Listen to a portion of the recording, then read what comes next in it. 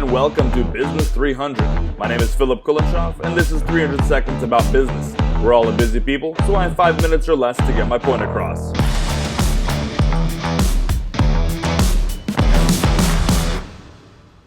When you see a new episode of Business 300, you know what to do. It's not complicated. All of our lives include moments when we feel like we've hit a wall, when we don't know what to do. And business owners who are navigating the waves of the market are much of the time overwhelmed with their perceived lack of wisdom and knowledge. You feel like you don't know what else to do. You think you've tried every tactic your contracting mind could spit out.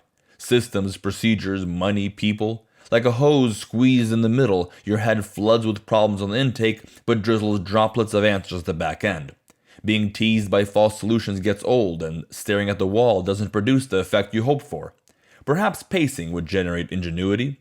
Overwhelming is not an encompassing enough word to describe managing a growing business in the cold cruelties of the market. All-consuming does not cover enough ground. What is a business owner to do when he feels like he's stuck? The context is, of course, very relevant. And, like in all our problems, there is not one answer, so this might be completely unhelpful. But, also, like in most of our problems, there is one answer that is usually relevant. What are you not doing that you know you need to do? There are always things we know we should be doing, but are not doing. We have reasons for why we're not doing them. Some of them even sound convincing. When we're in over our head in a situation that doesn't have clarity beyond a few steps ahead, one of the most helpful things we can do is to take direct action in the areas where we do have clarity. The areas right in front of us where we don't need to see 10 steps ahead in order to do something about it. Like I said, there are always reasons for why we haven't yet taken action. We have multitudes of reasons, but here are the top 3 that I'd say are most frequent. First, we don't move forward because we lack clarity in our strategy. When we can't see past the next few steps, we're tempted to freeze in place. We aren't sure if the direction we're headed in is the correct one, and we don't want to hit a dead end. So we put ourselves into a standstill while we tinker with our strategy and try to figure out all the future ifs and buts. And that's where the planning becomes counterproductive. Plans should lead to execution. But when there are too many assumptions we have to make in our plan because we lack the clarity, then the ifs turn into buts. I would have succeeded if that happened, but you don't know the future, so don't pretend like you do. Too many assumptions lead to too many excuses.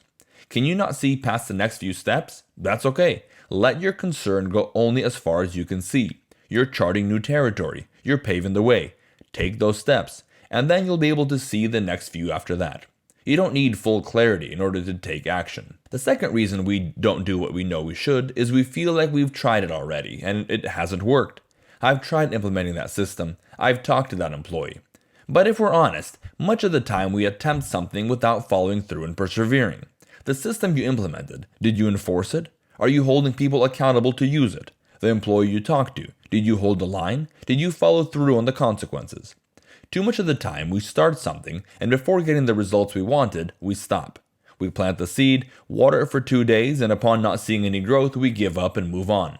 Maybe you've tried your solution, but have you persevered in it? And the third reason we don't do what we know we should is that it's uncomfortable to do what is necessary.